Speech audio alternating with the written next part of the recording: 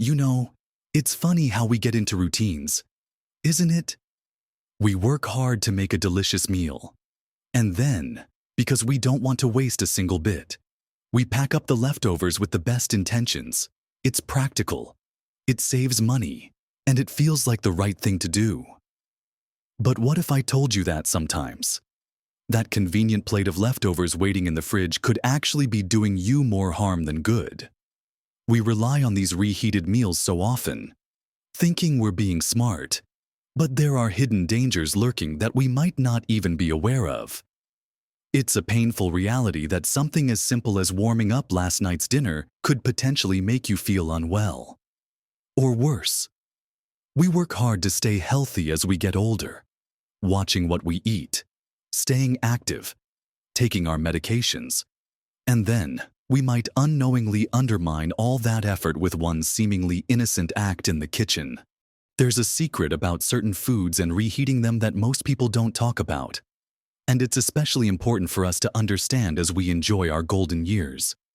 In this video, we're going to lift the lid on this secret and look at 5 specific foods that you should really think twice about reheating, because they could actually be poisoning your body. Stick with me, because watching to the end might just reveal something that will truly surprise you. Let's dive right into the first one. And it might be a staple you have left over quite often. We're talking about rice. Yes, plain old rice. It seems harmless enough, doesn't it? You cook up a big pot, enjoy it with a meal, and then stash the rest away for tomorrow. But here's the catch. Uncooked rice can contain spores of a bacterium called Bacillus cereus. Now, these spores can survive the cooking process if cooked rice is left standing at room temperature. These spores can multiply and produce toxins. It's not the reheating itself that's the problem, but the toxins that have potentially grown in the rice while it was cooling or waiting to be reheated. Reheating the rice might kill the bacteria, but it often doesn't destroy the toxins they've already produced. And these toxins are what can make you sick. Symptoms can include nausea, vomiting, abdominal cramps, and diarrhea, usually within a few hours of eating the affected rice. For us, as we get a bit older, our bodies might not bounce back as quickly from something like food poisoning. Dehydration from vomiting or diarrhea can be a real concern, and it can lead to other complications. Think about a big pot of rice pilaf, or leftover fried rice from your favorite takeaway. If that container sits on the counter for a while before going into the fridge, or if the fridge isn't cold enough, you're essentially creating a breeding ground for those spores to become active and start churning out toxins. The key here is rapid cooling and proper storage. If you cook rice, try to serve it right away. If you have leftovers, cool them down as quickly as possible, ideally within an hour. Don't leave a huge pot of hot rice on the counter to slowly cool. Divide it into smaller, shallow containers so it cools faster. Then, get it into the fridge, which should be kept at 40 degrees Fahrenheit or below. And importantly, try to eat leftover rice within 24 hours. Beyond that, the risk increases significantly, even if it was refrigerated properly. If you're unsure how long it's been in the fridge, or if it looks or smells even slightly off, it's really not worth the risk.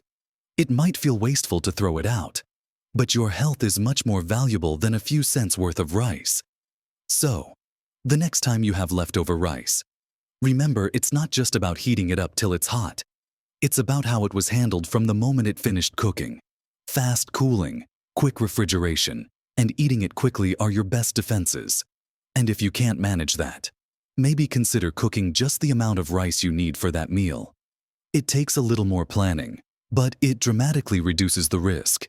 This applies to any dish that has rice as a main component, whether it's a simple side dish, a casserole with rice, or even risotto. The danger comes from that starchy base and the potential for those tricky Bacillus cereus spores.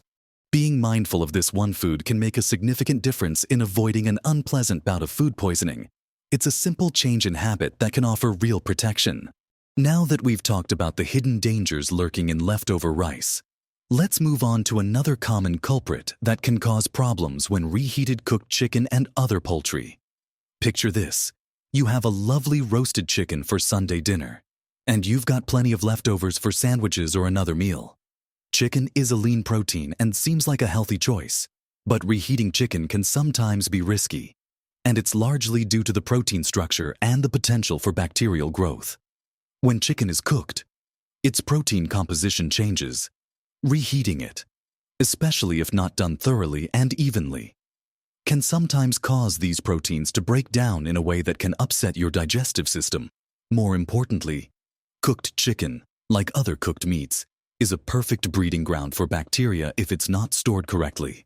Bacteria like Campylobacter and Salmonella might have been present in raw chicken and killed during the initial cooking. But leaving cooked chicken out for too long at room temperature allows any surviving bacteria or new bacteria that get introduced to multiply rapidly. When you reheat it, you need to ensure it reaches a safe internal temperature, usually around 165 degrees Fahrenheit, 74 degrees Celsius, all the way through. If it's not heated evenly, you can end up with cold spots where bacteria can survive. This is especially true when reheating in a microwave, which can heat food unevenly. One bite from a cooler section could contain enough harmful bacteria to make you sick. Symptoms of food poisoning from poultry can range from fever and stomach cramps to nausea and diarrhea. And these can be more severe and prolonged for seniors. Think about cutting up cold chicken for a salad. That's perfectly safe because you're not introducing the potential issue of uneven reheating. The danger arises when you decide to warm it up. A common scenario is reheating a chicken casserole or chicken soup. These dishes often contain other ingredients that might also pose risks if not handled properly, like rice or vegetables. The combination can increase the potential for problems. So, if you're reheating cooked chicken, make sure it's piping hot all the way through. Consider cutting larger pieces into smaller ones to help with even heating. Using an oven or stovetop can sometimes provide more even heating than a microwave. But microwaves are convenient, so if you use one, make sure you stir the food halfway through and check the temperature in several spots. But here's another key point. Avoid reheating chicken more than once. The more times you heat and cool it, the more opportunities there are for bacteria to grow and for the protein structure to degrade in a way that might cause digestive upset. The safest bet for leftover chicken is often to enjoy it cold in a sandwich or salad, or if you must reheat it, do it thoroughly and just that one time. And just like with rice, proper storage from the start is crucial. Get that cooked chicken into the fridge promptly, within 2 hours of cooking or being taken off the heat. Store it in a sealed container and aim to eat it within 3 to 4 days. Beyond that, the risk just gets too high. It's a balance between convenience and caution. But when it comes to food safety, especially with proteins like chicken, a little extra caution goes a very long way in protecting your health and avoiding a potentially serious illness. Building on the theme of protein, let's look at our third food to be wary of: reheating potatoes. Yes, even simple potatoes can become problematic if not handled correctly after cooking. Boiled, roasted, mashed, it doesn't matter how they were prepared initially. Potatoes, particularly if they have been cooked and then left to cool slowly at room temperature, can become a breeding ground for Clostridium botulinum, the bacterium that causes botulism. While botulism is rare, it is extremely serious and can be life-threatening. The spores of Clostridium botulinum are surprisingly resilient. They can survive cooking and thrive in environments with little oxygen, like inside a baked potato wrapped in foil or a large pot of mashed potatoes left covered on the counter. If cooked potatoes are left at room temperature for too long, these spores can germinate and produce toxins. Reheating the potatoes won't necessarily destroy these toxins. Think about that big batch of mashed potatoes left over from Thanksgiving or Christmas dinner, or a foil-wrapped baked potato that cooled down on the counter. If they sat out for several hours before being refrigerated, they could potentially harbor these dangerous toxins. Symptoms of botulism are very different from typical food poisoning and are neurological.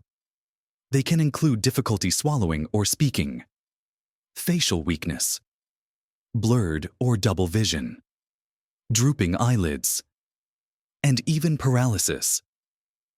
Because botulism is so serious, prevention is absolutely key. The main risk comes from cooked potatoes that are left out at room temperature and aren't able to breathe, creating that low oxygen environment the bacteria loves. This is why baked potatoes cooked in foil should be unwrapped immediately after cooking and served or refrigerated. If you have leftover mashed potatoes or boiled potatoes, the same principle applies. Cool them rapidly and refrigerate them promptly, preferably within 2 hours of cooking. Don't leave them sitting out. When you do reheat potatoes, make sure they are heated thoroughly all the way through. However, the bigger risk here isn't just the reheating. It's the potential toxin development before reheating due to improper cooling and storage. So, the takeaway for potatoes is less about the act of reheating itself and more about the critical importance of handling cooked potatoes safely from the moment they are done.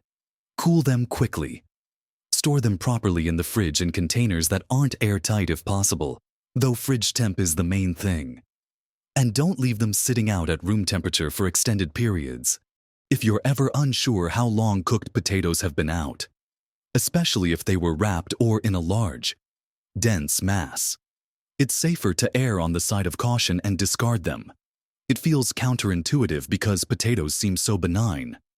But the risk of botulism, though rare, is so severe that it warrants extra care. It's another example of how seemingly simple leftovers can hide potential dangers if we're not mindful of food safety fundamentals.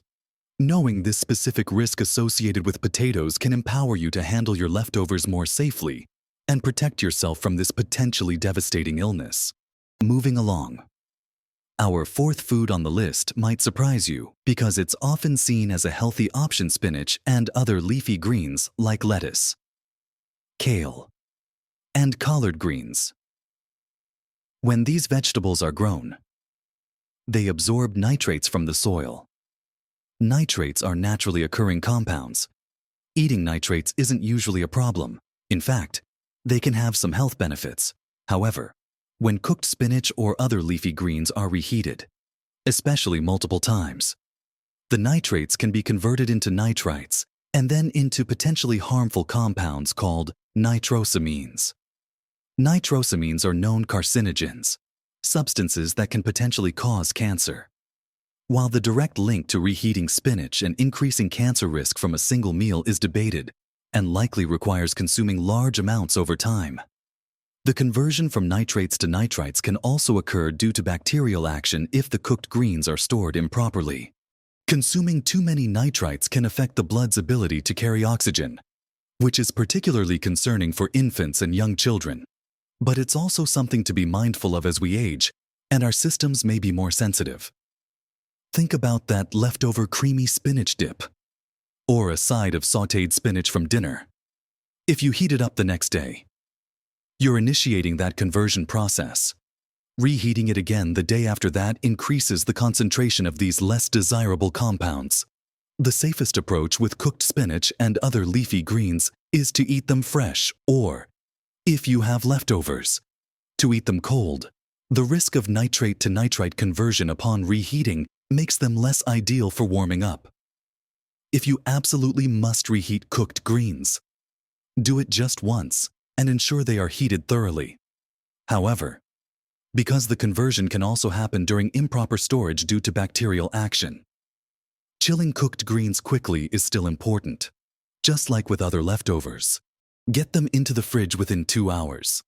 The primary concern here isn't acute food poisoning in the way bacteria cause it, but rather the potential long-term health implications of repeatedly consuming reheated greens with elevated levels of nitrites and nitrosamines.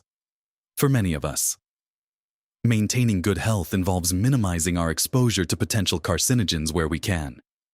And this is one small, manageable area where we can make a difference. So, the next time you have leftover cooked spinach or kale, consider tossing it into a cold salad if appropriate, or simply make a fresh batch for your meal. Avoiding reheating them is a simple step to potentially reduce your exposure to these undesirable compounds, contributing to your overall long-term health. It's another gentle reminder that not all healthy foods remain optimally healthy after being cooked and subjected to reheating. Finally, let's address our fifth food you might want to be cautious about: reheating seafood. This is a big one, and the risks can vary depending on the type of seafood. But generally, reheating cooked fish or shellfish comes with potential downsides. Seafood is highly perishable, meaning it can spoil very quickly.